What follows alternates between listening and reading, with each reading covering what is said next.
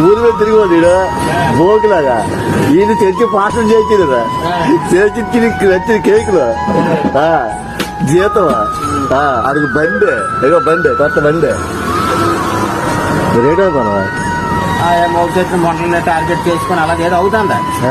ఎందుకంటే మూడు తెచ్చిన మొంటని టార్గెట్ చేసామనుకో మనకి డిస్టర్బెన్స్ ఉండదు మూడు చేసామనుకో ఫోన్ చేయడం మనకి కనిపెట్టడం దేనికో డిస్టర్బెన్స్ మాకు ఒక్కొక్కరికి 20,000 పెడితే ఆడు మాకు 10 ఇస్తాడు 10 ఆడు తెగింటాడు మాకంటే పెద్ద కూడా మీకడ మాకు 20 మాకు ఇమ్మంటారు పన్స్ 10 ఇచ్చాడు 10 తీసుకో గట్టి కాదు అట్లా తెంగి మాకు కూడా రాదు ఉద్యోగం గట్టి క్యాల్కులేషన్ వాళ్ళు అక్కడ ఎంత తెంగుతాను మాకు ఎవరైనా తెంగాను అంటాడు తెంగిడు రోడ్లు మాట్లాడుకుని కేకులు మంచిగా